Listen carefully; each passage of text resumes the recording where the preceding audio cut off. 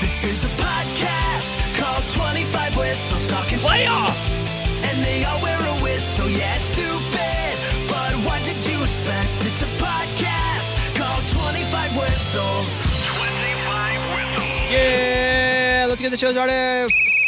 All right, coming up a little later on, NFL cornerback, safety, defensive back, Logan Ryan. Pretty cool. Came to the studio, sat for almost an hour. We talk about high school recruiting, his dad making him play offensive line back in the early days just so he knew what it was like, getting drafted by Bill Belichick, the Super Bowl rings, getting Tom Brady to sign something, all that coming up in a little bit. You can follow Logan on Twitter at @RealLoganRyan.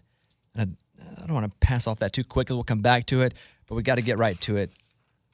Kevin, Let's do this. Before we get sad, I want to get happy. Okay. Being a Celtics fan, Game 6, talk me through it because, wow, what a up, then a down, then a up.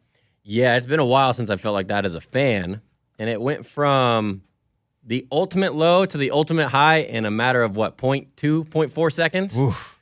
And I was talking about it a couple days ago that it compares to the whole Malcolm Butler, not necessarily because Butler actually won the Super Bowl, so that's different, but from being, dang, we're going to lose this. Our season's over. This like is Marshawn's it. for sure going to score a touchdown here. Yeah, this is it. The Falcons being up 25 at half, man, we're going to lose this game.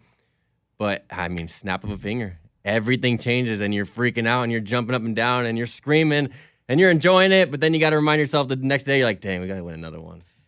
Whenever they watch back on the Jumbotron, because both teams were watching it right after it happened, and you see that the ball was out of his hands with 0.1 seconds left, and the Celtics went crazy. That was an awesome thing to see. Yeah. They were like, oh, so cool. It was amazing. It was so cool.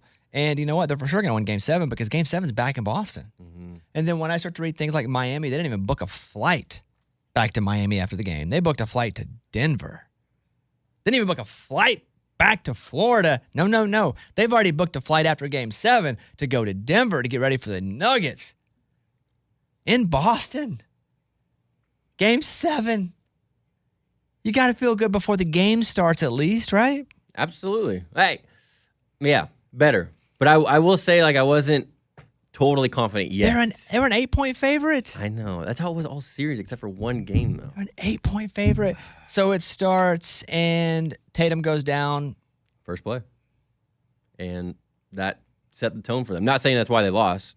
Obviously, they still should have won. Jaylen Brown is a whole different subject. But, yeah, first play kind of set the tone, and you could tell it kind of deflated their team a little bit. A little energy. The crowd was still into it. Tatum also had, 14 points, 11 rebounds. The 11 rebounds was big because he did have to change what he was. Listen, you want him scoring. You want him being that guy. He wasn't able to be that guy, but he did turn into a guy that was playing a bit of a different game. You just needed Brown. You just needed some of those other guys to step up scoring-wise. Yeah. Do you feel like that was it? That when Brown's your leading scorer? Yeah, and our offense was just so stagnant. It's just we're just sitting around there jacking up threes. Jaylen Brown would come down, dribble the ball 3 times, and jack up a 3 from 35 feet out. There's no movement. They ran some zone that gave him trouble, but it's start penetrating the zone, getting in there a little bit, then kick it out maybe and try to jack up a 3. But I think they shot 20% from threes. It was awful. Boy, Spoelstra, he will throw a zone on you for 3 possessions, and right when you're starting to go, okay, boom, he's back in man. He switches defenses quick.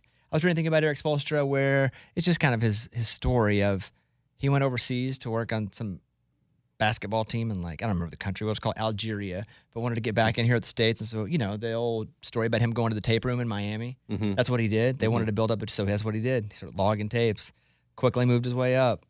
Freaking Pat Riley retired. Spoelstra's 11, he gets the head coaching job. Yeah. I remember when he got that job, too. I was like, it's basically LeBron's team. He doesn't have to do much. And I felt the same way. I didn't think he was any good. I was like, he's probably whatever. And then here we are a decade later. I'm like, okay, yeah, he's pretty dang good. Yeah, Tatum, 42 minutes, 14 points, 11 rebounds, 4 assists. Brown, 43 minutes, 19 points, 8 rebounds, 5 assists. Tatum still played basically the whole game. Yeah. And Jaylen, I think, had 7 turnovers. Not good. Really? Yeah. No, he can't even dribble the ball. Derek White, 36 minutes, 18 points, hero from last game. The key stats from the Heat, Butler, 28 points, 7 rebounds, 6 assists, 3 steals. But I tell you, Caleb Martin, I'd never seen him play like that before. He just took over third quarter, first half of the fourth quarter. He took it over until no one needed to take it over anymore. They just needed to play even. Yeah, he was amazing.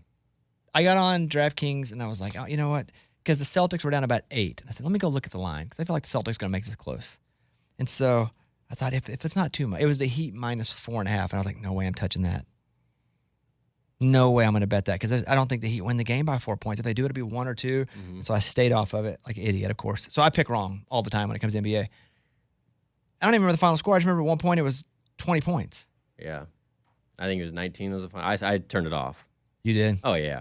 3 minutes left. They were down by 20. I was like, yep, I'm done.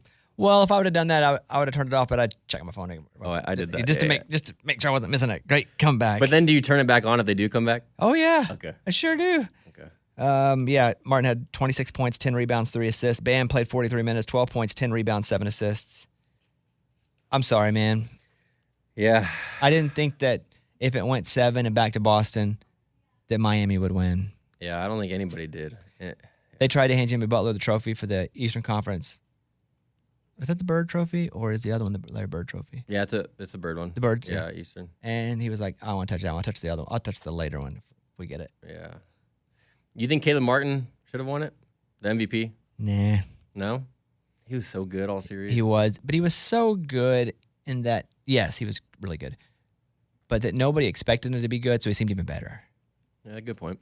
And, you know, Butler consistently was really good. It had to be Jimmy Butler. I know. And that they kept showing the clip of last year when he missed the 3 at the end of the game. And he's like, I'll paraphrase. All right, we'll be bigger and better next year, same spot. We're going to do it. Yeah. Isn't that crazy? Yeah, it's crazy. And the heroics of Jimmy Butler may be lost if they don't win the title. If they win the title, Jimmy Butler has elevated himself inside the consciousness of even middle NBA fans. If you're just a casual NBA fan, you're just starting to learn who Jimmy Butler is. If you're a diehard, you've known. Mm-hmm. But if he wins the title, like he goes up there to people who don't even follow basketball that much will start to know who Jimmy Butler is. But it's like Jokic too, right? I think there are a lot of people that are discovering how good he is now.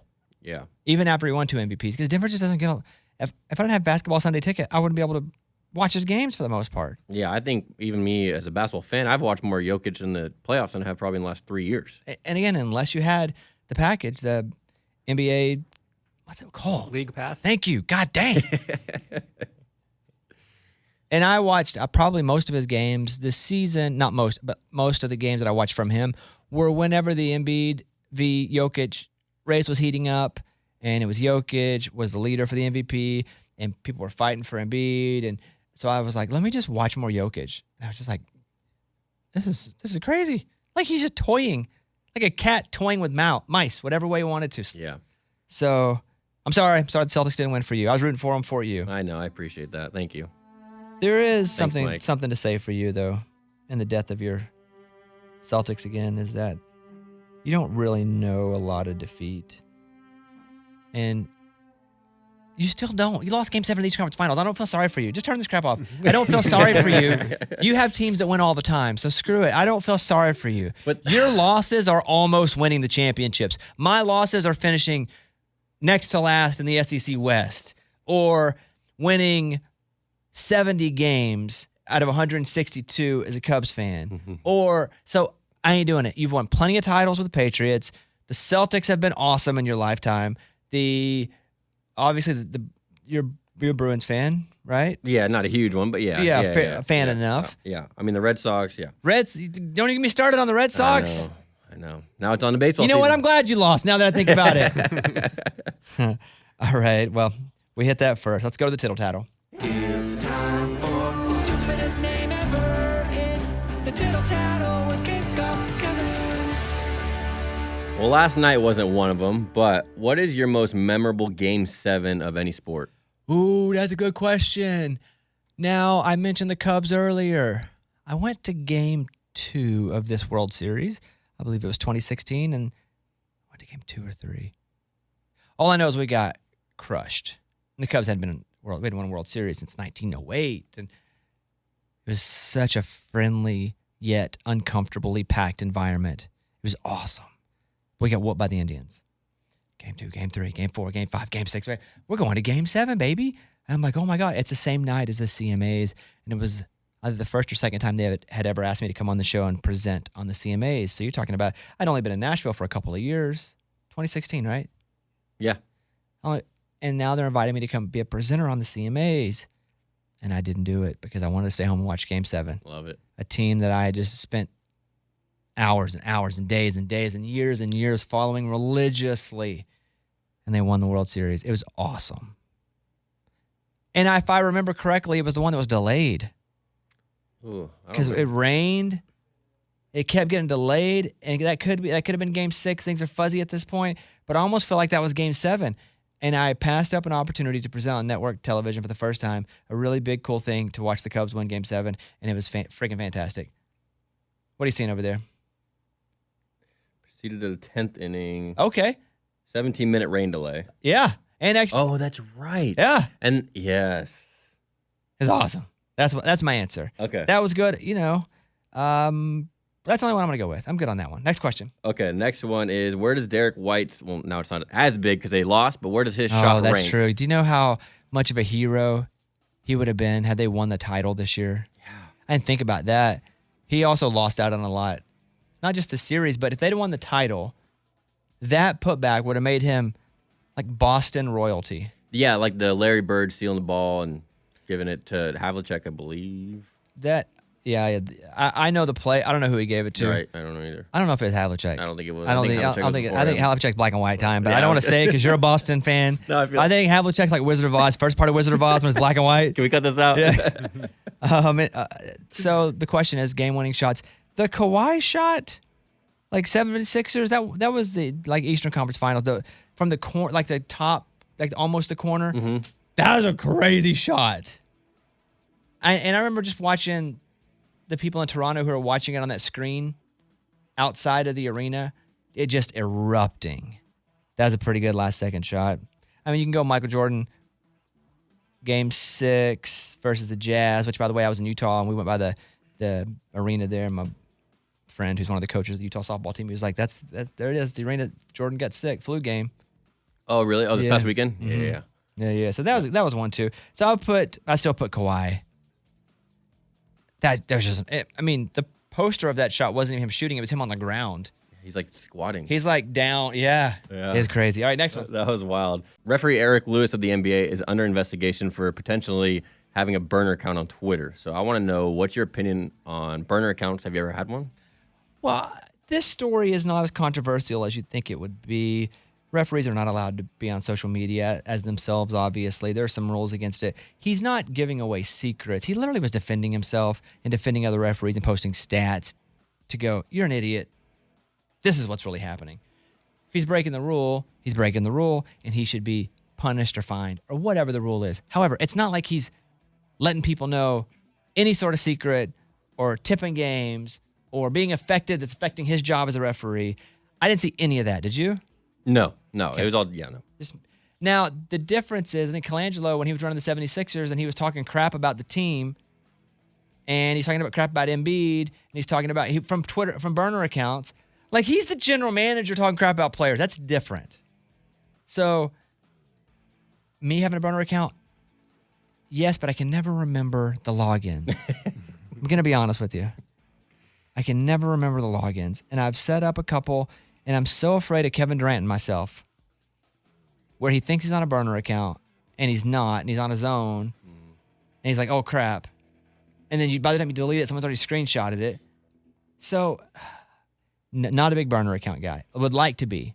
Would love it. Would love to just be firing shots at people. I'm so in my head about posting, and it's under my name and not my burner account's name. So, no, I don't do it. I would like to do more of it. I'm interested in growing in that part of my life, but I'm not that. No. Learning more. All right, go ahead. All right, last one. We saw a major comeback with Boston being down 0-3, forcing a Game 7. What's the hardest thing you've ever had to overcome professionally? Ooh, good question. Probably the $1 million fine by the FCC. The FCC won't let me be, so let me be me. I'm the pity. That's a tough one. No, that's not going to be the toughest. I didn't get suspended for that one. That was one where we kept doing the show and we were just waiting for the fine. Then when the fine came down to $1 million, I just kind of looked in my email, okay, I'm still doing the show. I'll just keep going. Probably when Lunchbox went and robbed the store. He didn't rob the store. I sent him to buy some gum with pantyhose on his head. It's a stupid bit. I'm not acting like it was a good bit. We were like 14th place too, by the way. And he goes and he does the thing, and they held him at gunpoint. They put him in jail. They tried to arrest me. Then they were like, well, we can't really arrest you. You didn't do anything. And I'm like, I know. Then they suspend all of us for like 2.5 weeks. I think I'm done. I'm an idiot kid I was 23 probably. I was like in magazines like Hot Shot, like Phenom, radio personality, does all, boom, suspended. I was like, man, nobody gives a crap about that Phenom stuff. Well, if I'm fired, I may never be in this. Came back on the air, apologized, went to number 1, never looked back for 10 years.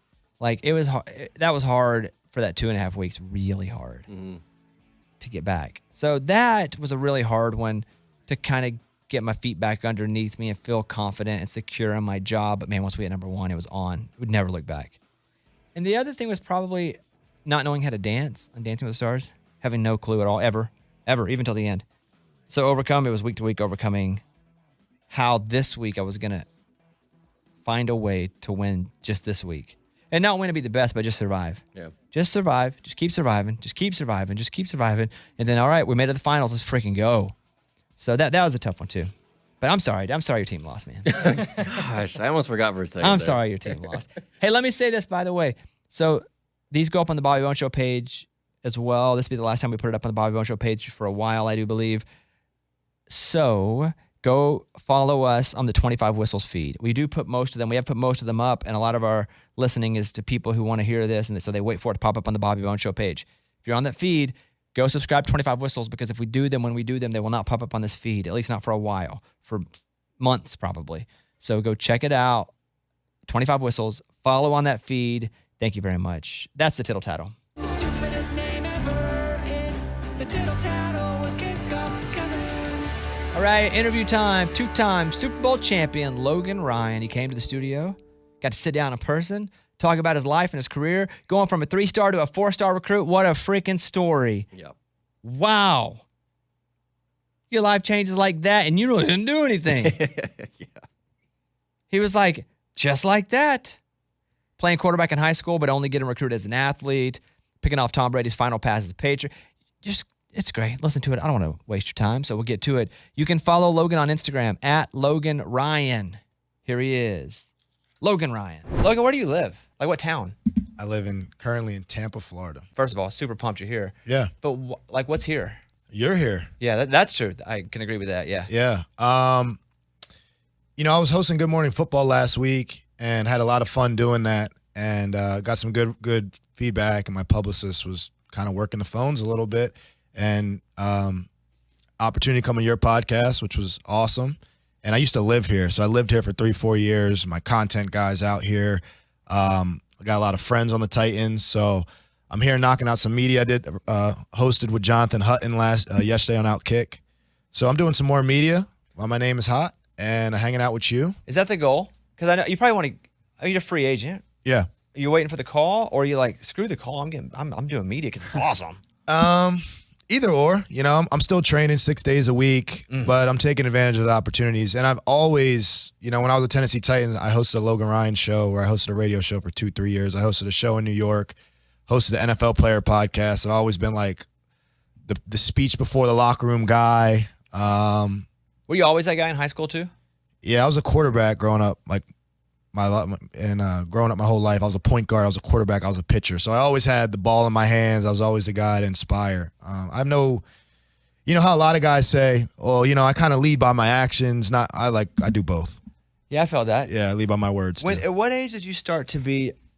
Because let's see, like in 9th grade, I'm not the athlete you are. I'm not comparing that, but I'm just going to tell you my story. In 9th grade, I got to move up and play with the senior high team, 10th, 11th, 12th graders. But I didn't say anything because I'm the freaking 9th grader, and I didn't play as a 9th grader. Yeah.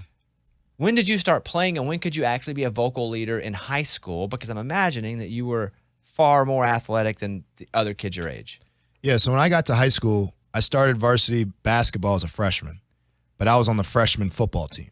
So I led my little, freshman teammates on the freshman games, but I wasn't on varsity. And then in basketball, I kind of was the point guard, but I mean, these kids, my brother was 4 years older than me. My brother was a senior and I was a freshman. And I was playing with his friends and I felt really little compared to them. Like I didn't have a voice. I just ran the plays. You were playing as like a 14-year-old, 15 years old with 18-year-olds. Yeah. That's it. Were you as good as some of them?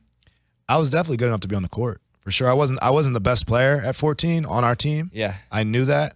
But by, my sophomore, junior year, yeah, definitely. So I kind of grew into it. I would say once that ball got in my hands and I realized what we needed to win, then I wasn't afraid to step up and demand that because I always wanted, to win more than anything else. I was watching The Redeem Team on Netflix. I don't know if you've seen it yet. It's about it's been out for about a year, but the U.S. Olympic basketball team got a bronze and they were embarrassed and they had to somehow get a new coach, get the players to commit in because to a lot of those guys, I would get that being 22 and rich and and now they want you to go train for months and I would get why some of them wouldn't want to do that. I watched it. I loved it. Oh, wasn't it awesome? Yeah, man. I got a Kobe tattoo on me. They had to bring Kobe in. They had to bring Kobe in to really win that. And that was my point about leadership. And I always understood and respected Kobe because in my mind, he's probably the third greatest player of all time. Top 3 for sure. And the fact that the guys were like, we were in Vegas. We went to the club. We did what we put. And Kobe's there, gloves on, going to the gym when they're coming in. 4 a.m. And all those guys slowly started to do what Kobe was doing because he was doing it and he was that leader. Yeah. So you say you were vocal and by example. Were you like first one in, last one out type guy? Yeah, I kind of picked up that because I was always like one of the best athletes, but there was always like a more physical freak on the team. Like I wasn't like raw out of bed better than everybody. I was like more skilled because I worked on it. And I remember my mom would pick me up in high school every day after work. My mom worked at 9 to 5, 9 to 4:30, and she would pick me up at like 5 p.m. And we would get out of high school at like 2:30. So in football season, I obviously had practice and my mom would pick me up. But out of football or basketball season in the spring, I had 2.5 hours to kill. I wasn't taking the bus home. So I was just literally every day, Monday through Friday, in the weight room 5 days a week, lifting for an hour or two, going out to the field, doing just drills that I made up. And then eventually more people came out there. And I would put a ladder drills down, do agility drills. And I was like pretty much. Were you running the drills? So I was pretty much coming up with drills that I would see on. I mean, shoot, I don't even know if YouTube was out back then, but whatever. I was just finding drills and doing them and doing this, and that was kind of leadership, right? Like I'm doing these off-season workouts, but I just was like waiting for my mom to pick me up. Did you have a good relationship with the coaches? Because it sounds like you love the games, we can say games, and you also weren't afraid to put work in. Were you the guy that they would lean on, high school and college, to go, all right, you got to be the voice to those guys, be my voice to them? Right. Yeah, I think so, especially playing the quarterback position and stuff. I just think there's certain positions in sports where you expect the leader there, and I kind of was that. So I think it happened naturally, mainly because of the position I played. But I do remember, like, my sophomore, junior year when I kind of was stepping in the role as varsity quarterback and stuff, I was not great at pregame speeches. Like, I didn't want to talk, and I felt like a senior should talk, before the game. Like, I was silent, and I would always get really nervous before games, still do. Like, I always get, like, a little bit nervous and tense. And I just was really, really quiet. And I feel like that developed more in the NFL and college of having the, taking public speaking classes and whatnot, just having the confidence to go up in front of a room of 100 people and motivate them without feeling like, a clown or say something dumb or mess it up, or be laughed at. And I just think that came in older, like giving actual speech. But actually just on the field, when I'm playing in between the lines, the leadership always came out. Were you super educated on what was happening every game? You put the time in the film room always? Was that a priority, or did you have to learn how to do that later? I learned how to do that later, but growing up, my dad coached me when I was little, maybe up till, 10, 11 years old. And every year, like I said, I played offense and I played defense, so I didn't come off the field. And I swear every year he made me change positions. He's like, all right, well, last year a receiver, this year you're going to play running back. Oh, to learn? Yeah, and then this year you're going to do this. And then we had a really good team in like 8th grade, and we went like unscored upon. Like we beat everybody 35-0 and didn't give up a point the entire season. And on that team we had like 3 NFL players and like 6 Division I wrestlers out of like 11 starters. Like 9 of us went to college for sports. So it was a really good team.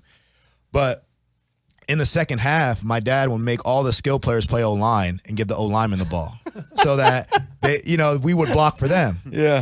And I just felt like, why are we doing this? But like I love my O-linemen. I always treat them well. And I understood what it was like to block. I played tight end. I played receiver. I played running back. I played quarterback. I played corner. I played safety. And really in the NFL really helped my versatility because I learned the game from so many different angles. And even when I played defense in the NFL, I think of it from like a reverse quarterback perspective. Like, okay, what is he reading? He's probably going to throw this because I'm showing him that. It's like you're reverse engineering. Yeah. What exactly you think's about to happen. Yeah. Dang. So when you were in high school, you played quarterback. Were you recruited as a quarterback? So that was back before they wanted 6-foot black quarterbacks running around the NFL. Like this is the norm now. Did you feel like because you were a 6-foot black quarterback that was actually held against you? Well, they're going to recruit you as an athlete. So what happens is they're like everybody like I would say half of, college football players probably played quarterback when they were growing up because they're the best player and they want the ball in their hands. But back then they would say, you're going to be a receiver or you're going to be a corner or you're going to be a safety. So I knew like looking ahead, like, yeah, I'm probably going to end up being a corner. And I played corner as well. And I was ranked pretty high in New Jersey for it. So I kind of knew already what it was. But you just didn't have the opportunities, Division I, to be like, oh, you're 5'11 and a half and, you're a great athlete. We're going to make you play a different position. Like quarterback is for these type of guys, 6'4", white, 225-pound guy. But now the NFL, as you see, has caught up. And I mean, Bryce Young. Yeah, Bryce Young is he's not as big as 5'9". you are. Kyler Murray's 5'9". No, these dudes, I remember hosting the draft in Nashville when they had the draft in Nashville a couple years ago. And I was actually working in media, and I was on the red carpet hosting these guys.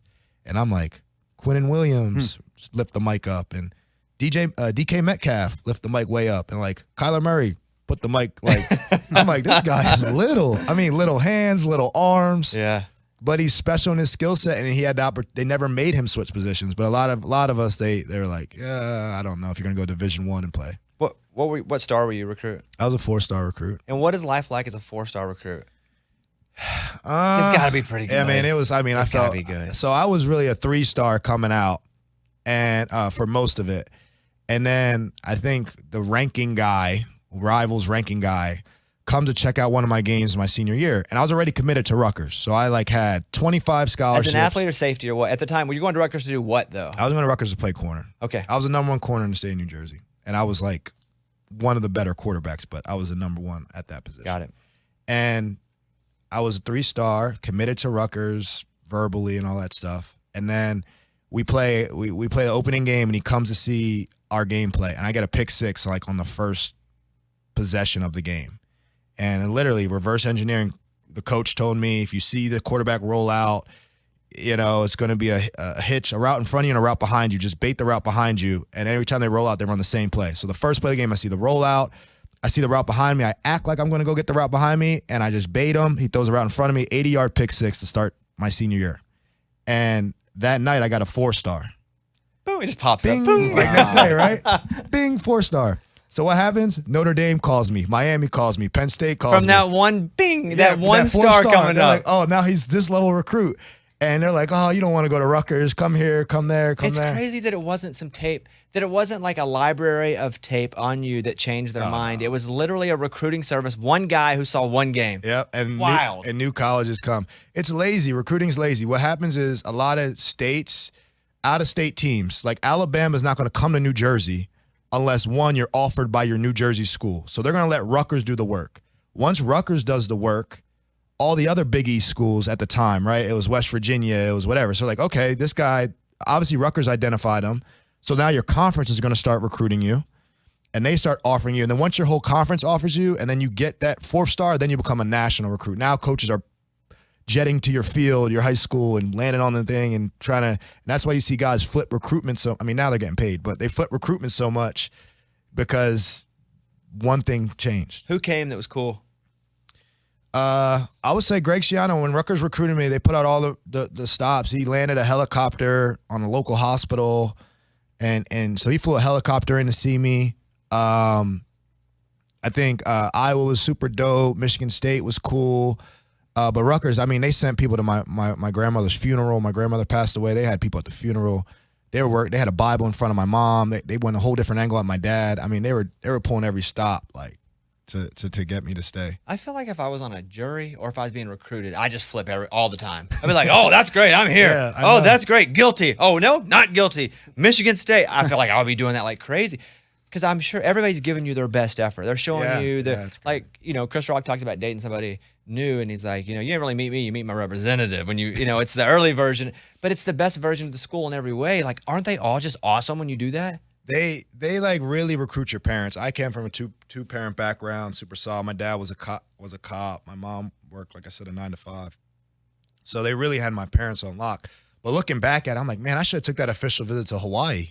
That's a great flight, great trip. Should have went out there. Maybe I should have checked out UNLV. That would have been a fun little Vegas what do you trip. do on an official visit? Like you land. Yeah. Just a brief description. I have no idea. You land, then what happens? Who's there? What's the day like? So you land. You'll be red carpeted, black car, picked up, go to the school. All the coaches will be there, excited balloons, catered food. And then New York, Rutgers' whole pitch was, we're going to send you to New York. So you take the train in New York. They rent it out like a Dave & Buster's in like Times Square. So you're in Times Square. You're at got to rent it out Dave & Buster's. You're playing games. They're talking like, yeah, you're going to we have these McCourty twins and they're all right, but you're going to come in and you're going to play over them and like all this. But I knew they were on their way out and I was going to fill in the next shoes. But they're like, yeah, they're okay. But Jason McCourty, this guy, I mean, he can't even get an interception. Look at me, you had 6 interceptions last year. We need you, right? So they tell you what you want to hear. And then we got back on the train to Rutgers and the coaches leave and then you're paired with a player. So I didn't have the McCourty twins. I had a kid that was actually on my little league team that I told you about that we were went undefeated or whatever. So I knew him since we were kids. So he kind of hosted me, and that's your host. And Which is probably why they gave you him, right? Right, because we knew each other. Yeah. So then I got one of my best friends already there, and he's like, whatever. And then they give your host like $100, and he's supposed to take you to a party and take you. And he was like, look, man, I'm keeping 50 of these bucks. Like you got 50, So. And then, they try to show you girls and try to give you a good night. And then, but the worst part is when you're a host, you have practice the next day. I'm like, I'm not partying with this freaking 16-year-old kid, 17-year-old kid all night. And I got to wake up at 7 a.m. and run sprints. Like, I kept that $100. Well, I bet some people do, though. I bet they go hard and then go to, it's just so. Oh, yeah. When you're younger, you can do it. Yeah. So when you get to Rutgers, is the speed of the game so much different going high school to college or college to the pros? When does it adjust so much that you're like, okay, hold on, let me get this straight? I think the speed of the game, because everyone comes from different high school. You come from some country school where, you got, 8-on-8 football, whatever, in the middle of Nevada or something. But I think the speed of the game is a bigger difference. I think the coaching was a bigger difference for me because Greg Schiano was such a tough coach for me, and I wasn't used to getting yelled at or just like negativity shouting my way or getting cussed at. Like I wasn't used to. I'm like, whoa, this is kind of hard environment for me to thrive in. So I think that was the biggest shock for me, the speed and just the coaching. Because as soon as you commit and day one practice starts, all that recruiting's out the window. Like military. Like now I own you, and it really yeah. felt like military. I feel like we went to like a military academy. It was that strict and disciplined at Rutgers with him, and. But then I went to the NFL. I came from that academy mindset. So, like, the discipline was there. No one could do anything I haven't done already. Like, I've been through tougher workouts. So now it's all about execution and it's just skill. Like, we need you here. It's your job to do it. And it's way more efficient. The first time you go to a college practice and it's actually full pads, what does that feel like? Oh, my. I have so many stories, man. The first college practice. So practice is based on what they call periods, and they blow the whistle, and a period is 5 minutes. So a practice could be, I don't want to say and get butchered on math, but a practice can be 20 periods, you do the math, or 15 periods, or 12, or 24, whatever, 2-hour practice, whatever. Our first practice was 36 periods. It was like over 3 hours. It was in the middle of July in New Jersey. It was really hot and humid on the field. I had brand new cleats on. I was getting blisters. They made everyone tape your ankles, mandatory have to tape. I never taped my ankles before, so my ankles were stiff, my cleats hurt, and then Schiano had a rule you weren't allowed to take your helmet off at any point in the practice. So I couldn't even take my helmet off to get water. So I had to like get water through my helmet, And I just was so just equipment uncomfortable, not used to practicing that long. It just was all the little things, I guess, that you just supposed to ignore. Not like I don't even bother me now. They all bothered me so much. Like at first, it was a huge adjustment for me. When you're 18, you're hitting 22, 23-year-old dudes. I assume that's physically a lot more taxing on you than 17 hitting 18.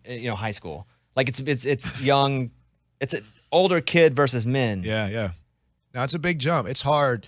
If you see guys that come into college, true freshmen, and dominate, like that's tough because of the physical aspect. Like these guys in college, you're lifting and running your butt off. Like you are working.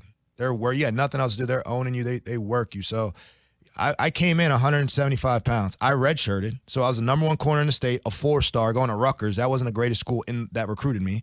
So I'm supposed to come in and be a savior type of thing, replace the McCourty twins, and I redshirted. Like I got crushed by all expectation, pressure, and I came in 175 pounds, and I was 195 pounds in less than a year. I put on 20 pounds of muscle.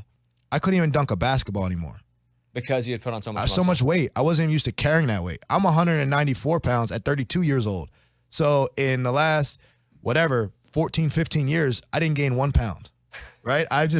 But I put on 20 pounds in 1 year of muscle. I'm squatting 450 pounds. I'm power cleaning over 300 pounds. And that's what they want. Oh, they were lifting. Yeah. And are your feelings hurt that you have to redshirt? When do they tell you that? Or is it something that happens game 3 when you haven't played at all? So I kind of I had a little back injury and just had a rough start to it. And it kind of was like, hey, you're either going to play special teams this year or we can redshirt you. So I was like, yeah, I'm not going to waste a year just playing special teams. So I redshirted. But Chiano used to redshirt entire classes because he wanted older teams. So I think out of our true freshman class, we had 25 commits, 25 guys on full rides, not counting walk-ons.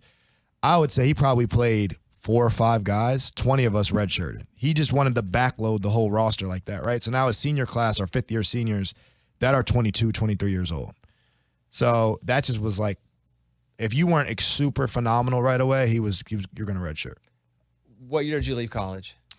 So I actually left as a redshirt junior, so I left early. I got it together, and I took off, so I left. So your redshirt year, then your 2 years. I redshirted, had a redshirt freshman, sophomore, then I left I almost left after a redshirt sophomore year, but I left after my redshirt junior. Got it. It was my 4th year. So you go and I was reading some of your, because it still exists, the draft stuff. Where this is his peak. This is what we think his ceiling is. This is who we can. Did you read that stuff back then too? I don't know what they wrote about me, but I probably could tell you what it was. But yeah. So I mean, they do compare a certain player. They're at his ceiling, not quite Palomalu, but and they're doing. Yeah. So crazy. Who did they compare you to in college? Just when you would talk to folks and they'd be like, "Oh, we get to kind of see you being this type of player in the NFL." So I don't know if there was an exact ceiling comp that I knew in the NFL at the moment. But my biggest thing is I was super smart and tough and productive. I had some of the most productive stats. I was second in Big East history in pass breakups, ahead of Devin McCourty, behind Darrelle Revis by a couple. And do you think that's because of your athletic ability or because your instincts in studying was so good? 100% instincts in studying. Once I figured out the game, I would say half the time now in the NFL, I play plays over players. I don't care. Julio's one of my good friends. I had to cover Julio in the Super Bowl. I don't care it's Julio. Julio only runs can only run 10 routes.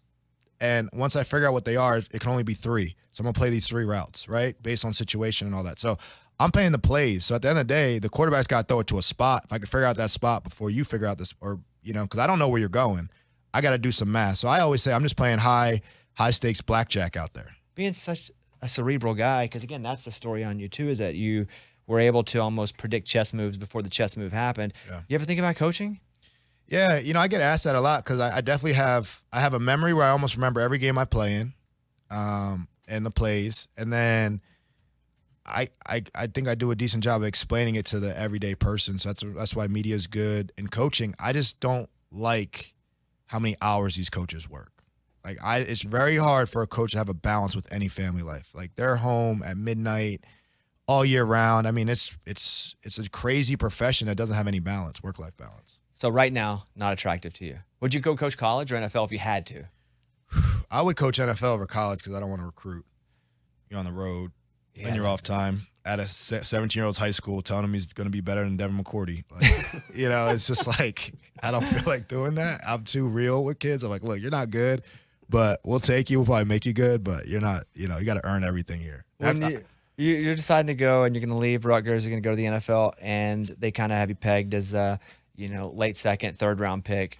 And do you kind of have an idea of what team will take you in that? Is it like 4 or 5 teams, or does everybody just act like they like you until they got to make that decision?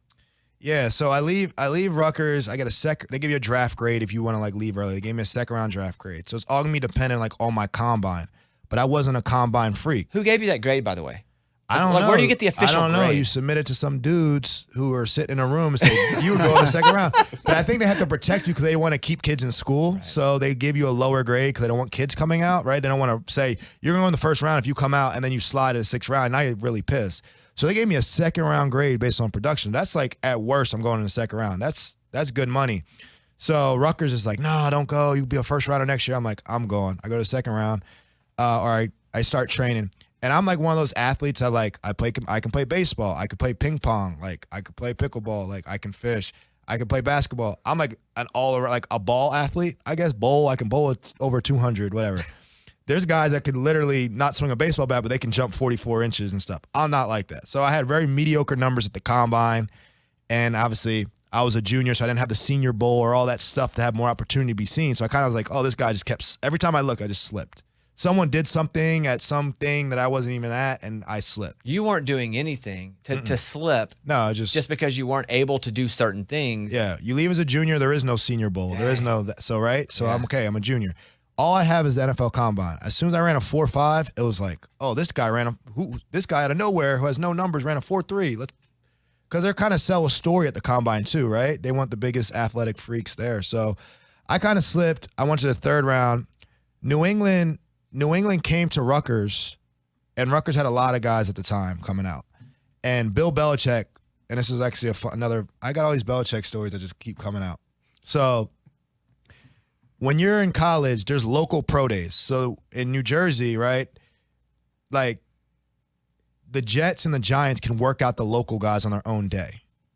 And guys from all those colleges in New Jersey can go do a local pro day for the Jets and the Giants. So Bill Belichick decides that he wants to come do a visit with me on the day of the Jets local pro day. So I'm not going to work out for the Jets. The Patriots are coming to work me out privately. And I think only 2 or 3 teams work me out privately. Not only did he invite, that's purposeful, right? Right. I mean, not only did he invite me, he invited about 16 Rutgers players. So everybody, I think we had 7 guys get drafted that year. We led the draft with players. Me, Daron Harmon, Steve Baharnis, everybody that we had coming out. We had like 8 guys on defense, 8 guys on offense. So it was like pretty much a Patriot pro day, the day that was supposed to be the Jets pro day. So Rex Ryan and Jets were pissed because none of the Rutgers players went to their pro day. They had like Monmouth players go. And it was like, well, Bill came in and said to do this. So I remember I did the thing with Bill, but I called Devin because Devin's one of my good friends. And he was on the Patriots already and was their captain. So I said, I need all your drills. Give me all your warm-up drills. Give me all your DB drills. What do you guys do in a workout? So Devin sent me all their drills. And I've been practicing with the guys for a week because we knew what day this was coming. So our entire secondary was practicing these drills for a week. So when they come in, we crush the workout. Then we go to the film room, and I'm like, oh, this is what I do. I'm telling them what the nose guard does. I'm telling them what all 11 players do on every defense. So I knew I impressed Bill. And then he ends up drafting me in the 3rd round, Daron Harmon, who was our free safety in the 3rd round as well. So we drafted 4 guys on Rutgers defense alone in that draft. But I had the drills from Devin a week prior, and we were practicing for this workout. What's it like as a rookie going into the locker room of the NFL where you got 35-year-old men there as well? Crazy. It was, again, that's another adjustment again. And I just think you got to earn them with your play and just being a good rookie. I was singing songs. I was telling jokes. I remember I was playing really well in the preseason. I actually had a pick 6 against the Bucks, who Shiano wanted to be that coach, so I kind of got Shiano back with a pick 6 in the preseason. Got him back. And because he didn't draft me in the 2nd round, so my old coach that passed on me. Dang, that had to hurt a little bit, though. So, like, I had taken that personal. Yeah, it was a little personal at the time. So I was like, okay, don't draft me. That's fine. See what I do. So he actually drafted another corner as well. So I end up doing that. So I'm playing well. So I'm like kind of playing with the starters, like when the season's about to start, like kind of like in there. Very different than starting my college career. And I remember Aqib Talib was like, and I think there's no more intimidating veteran you can have than Aqib Talib as a rookie. And Aqib was like, yo, the rookies, you got to get this chicken wings before we go on away games on the flight. And I'm like, bro, I'm not getting no chicken wings. I'm like one of the starters. Like, get the other rookies to do it. And he was like, he looked at me, he's like, you're getting those chicken wings.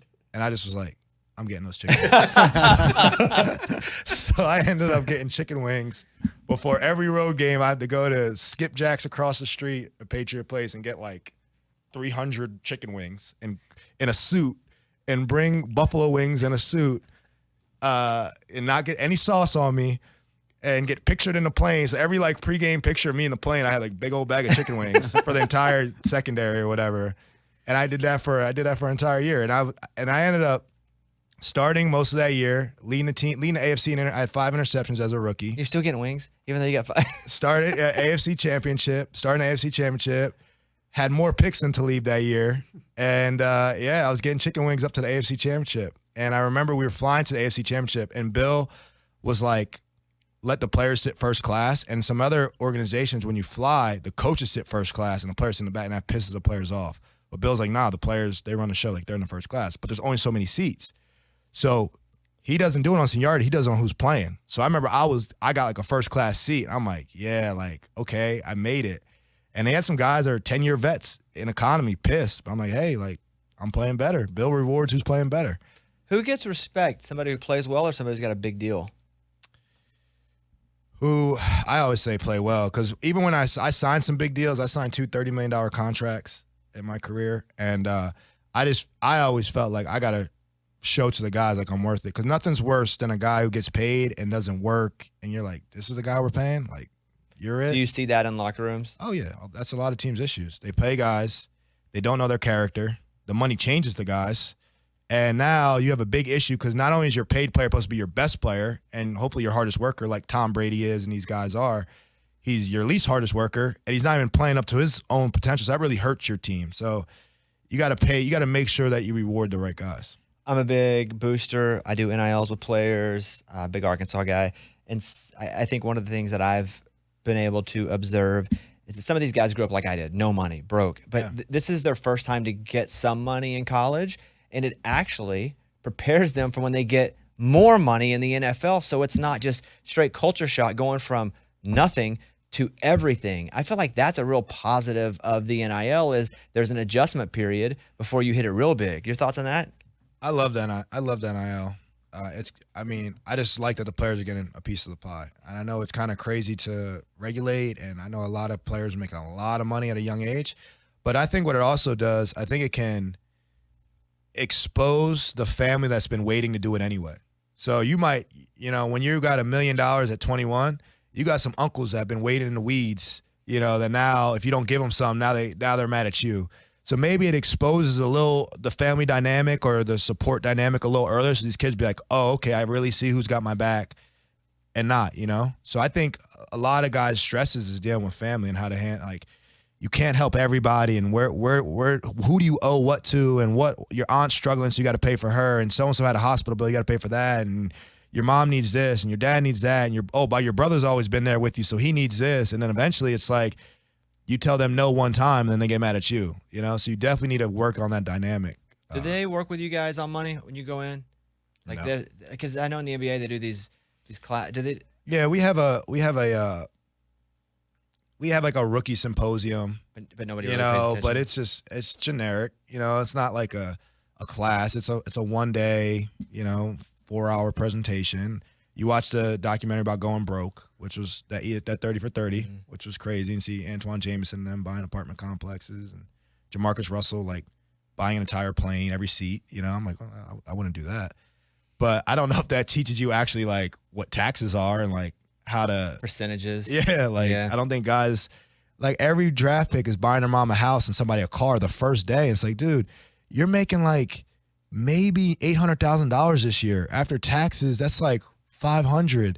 Now you bought a car and a house. Like, how are you even going to pay for your own rent? Like, there's not enough money to do that in day one. Which for NILs, again, I think it's great when somebody make a few $100,000 because then when they make $1 million, they know half of where it's going anyway. Yeah. Yeah. So when you get to the NFL and you're playing with the Patriots and you're playing well, I mean, you got the greatest player of all time, Tom Brady, there. I mean, does he just walk around and everybody it's instant respect, or is he one of the guys? He's one of the guys as much as he could be. He's different. He was older than older than a lot of us and all that stuff. But he is one of the most humble people for his star power. Like, does he try to be involved with folks? Yeah, he's very authentic. He's very genuine. He's very engaging. I think his EQ is what got him so many Super Bowls. He really knows how to tap in with his teammates and get the best out of his teammates. Like, sometimes you hear how Kobe didn't always rub right with his teammates, or Jordan didn't always rub right with his teammates, or whatever. I think Tom has that same competitive passion, and he knows when to do that, but he also knows when to love up on his teammates.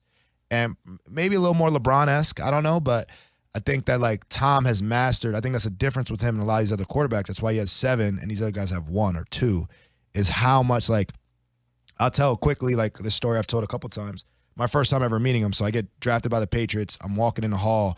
I kind of, like, see him, like, down the hall. I'm like, oh, shit, I'm going to run into this guy. Like, what do I call him? Tom, Thomas, Mr. Brady? Like, I had this guy's jersey growing up, right? So I'm, like, like clearing my throat. And as I walk up to him, outside of normal conversation range, like, you have, like, maybe a second to get ready for this conversation. He's like, oh, hey, you're Logan, right? We drafted you in the 3rd round out of Rutgers. And he's like, man, look, I'm Tom, the quarterback here. If you need anything, my lockers are here. I'm always here early.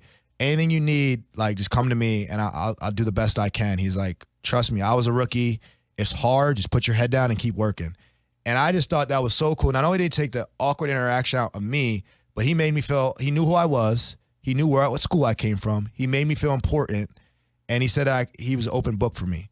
And when you're just the 3rd round rookie out of Rutgers, who's probably the 53rd best player on the team, I was like, dang, that's really cool. And I was like, yo, I want to be that veteran one day. I might not be Tom Brady, but I want to be that guy that's not hazing and not, like, making it so hard. We need these guys, and I think Tom knows that he's going to need every one of his teammates. We only got a few minutes left here with you, but a couple questions. What if you said, hey, Tom, will you sign this?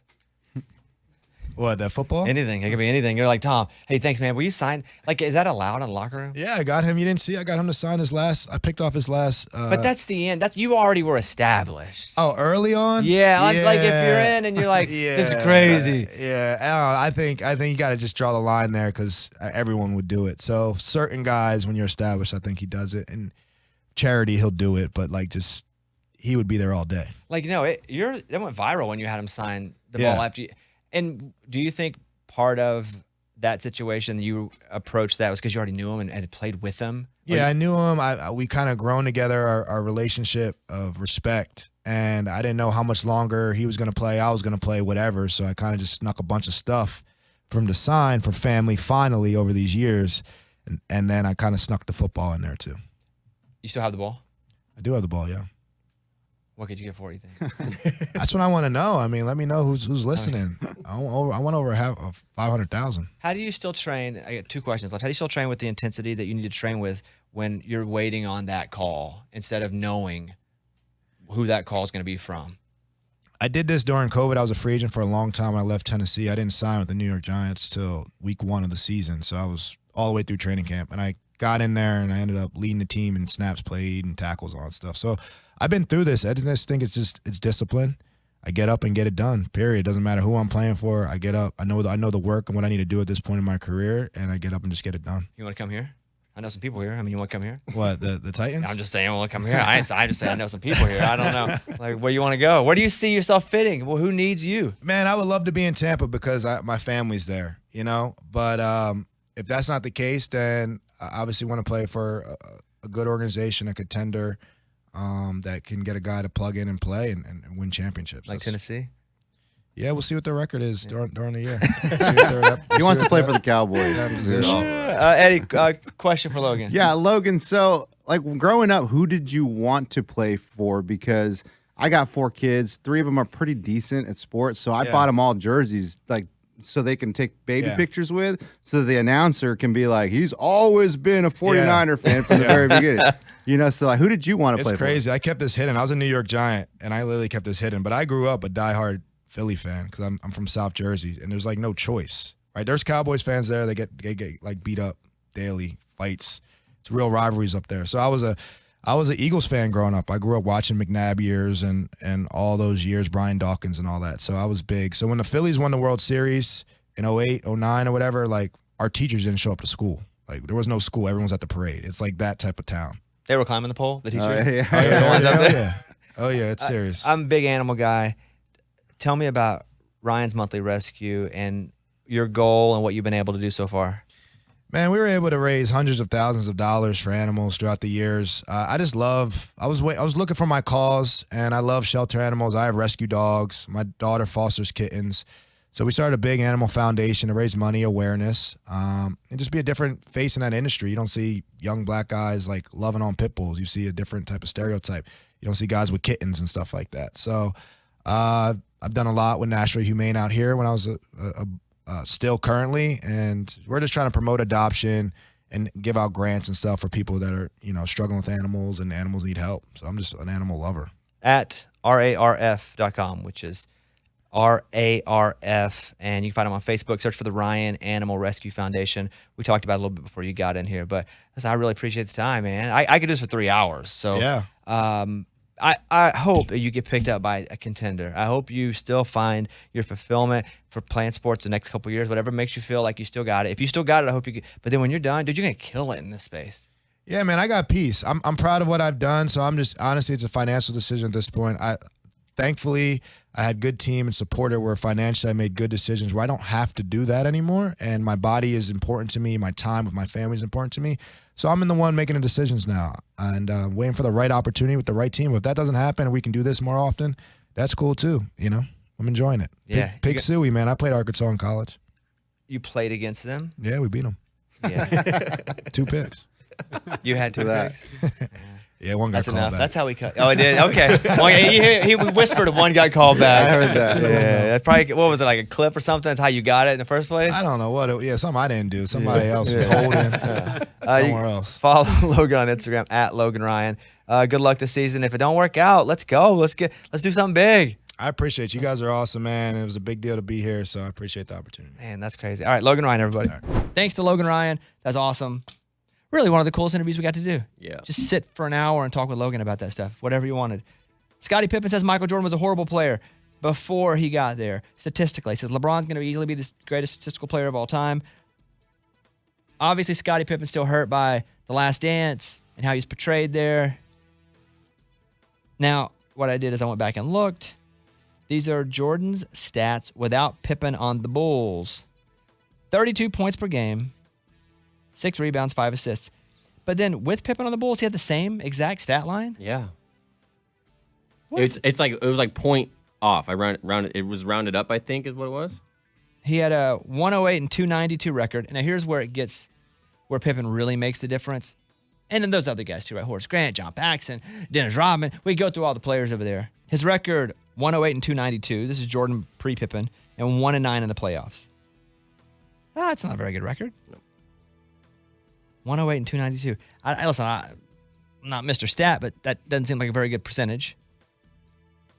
And then in his 2 healthy seasons, he was 78 and 86 and 1-6 in the playoffs. So that's Jordan's record before Pippen gets there. Now, like we said, the points per game, the rebounds, assists, they were all basically the same. But with Pippen, he was 592 and 238. Again, not Mr. Stats. Dang, that's such a difference. He was 117 and 51 with 6 championships with Pippen. Now, he was 31 and 12 without Pippen in the final 3-peat years. But by that point, he had other great role players, too. I can't get on Pippen's side and say Jordan was garbage, but I do think Scottie Pippen, defensively, was a beast and made Jordan's life a whole lot easier. I'm going to fall just somewhere in the middle of this. I think they needed each other. And the fact that mom and dad are fighting makes me uncomfortable. Mm-hmm. I think Jordan gets all the credit, and I think Pippen should get a little bit of it, and he doesn't, and it probably hurts his feelings, and it hurts his feelings when Jordan does The Last Dance and acts like Pippen was a crybaby. Scottie Pippen's career stats in 17 seasons with the Bulls, Trailblazers, and Rockets, 16 points a game, 6 rebounds, 5 assists. Older Pippen, when he finally got paid, because he didn't get paid, that documentary shows you he kind of got screwed financially. But older Pippen with the Trailblazers and Rockets wasn't the same. It wasn't prime Pippen. No. They just need to admit they needed each other. But you can't have Michael Jordan admit he needed anything. And Pippen's already said Jordan's garbage. We know that's not true as well. I still think LeBron's best basketball player of all time.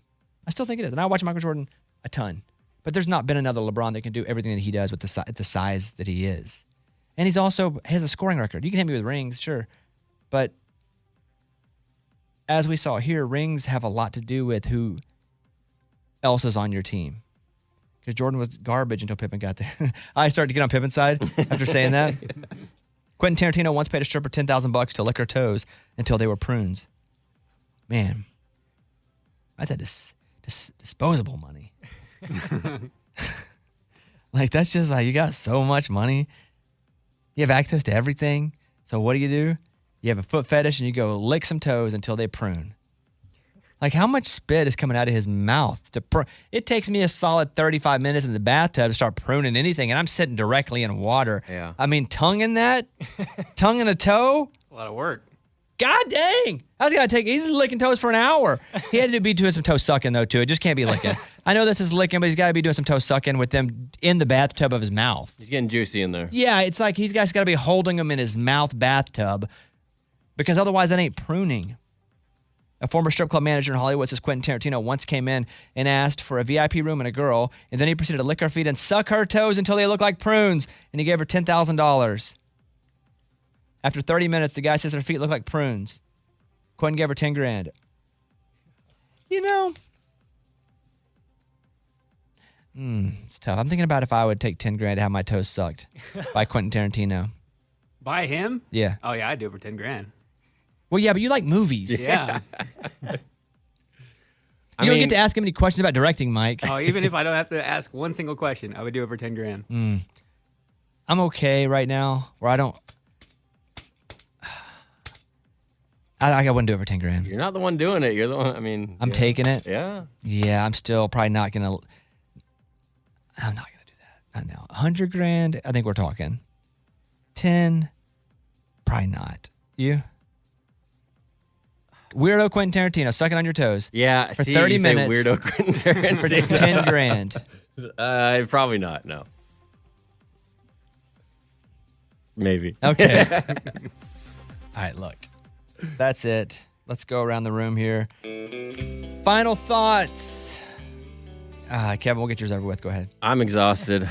I'm exhausted mentally, physically, from being a fan. This series the last 2 weeks has just, from the ultimate highs to the ultimate lows, from whether it's a shot or a game or the series, and I'm just exhausted, and I feel like I need to a few days to recoup before. You need to have your toes sucked. Yeah. Can we Come call over here, Kevin. Yes, to Yes. get Mr. Tarantino on the phone. So I'm happy the series is over because I'm exhausted.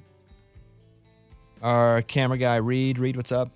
What's going on? So I am leaving tomorrow, actually, to go to the UK. I'm going to... Kentucky. He's going to go watch Kentucky basketball. that's it. I'm going to London and Scotland, and it's going to be fun. I have not packed whatsoever, so I need to do a lot of preparation. Also, I didn't even know they had different plugs there. They do, yeah. So you can get that stuff at the airport. Okay. That's probably the best place because you can go to a gas station too. But it's like finding an extension cord at a gas station here. Like, you got to find the right kind of gas station if you have an extension cord. Like, country gas stations have extension cords. But I would just get a couple of those at the airport. Yeah, Or that makes one. sense.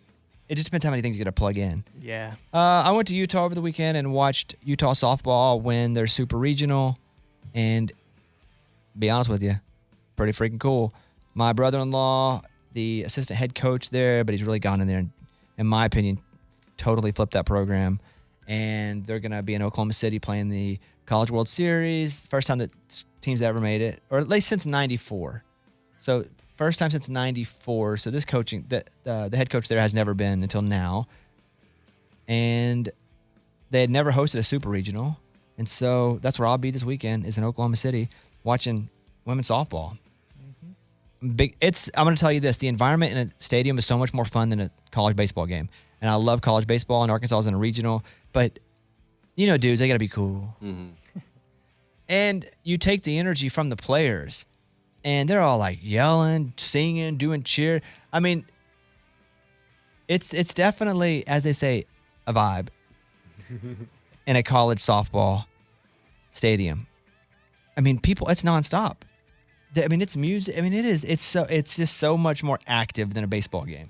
And I love baseball, love college baseball, and I'll be rooting for Arkansas, probably going. But I'm telling you, if you have to go to one of a team you don't know, man, college softball is so much more fun just to be at the game. I never thought I'd say it, but I have to say it. That's it. Hope you guys have a great rest of the day. I don't know if we'll be back this week or not, but if we will, it'll be up on the 25 Whistles feed only. Like I said, we don't know what we're doing. We don't know when we'll be back, but I assume it'll be sometime soon. We'll probably talk about the finals if something crazy happens, but we're not under a schedule. We're under our own rule now. Thank you. I'll blow the whistle.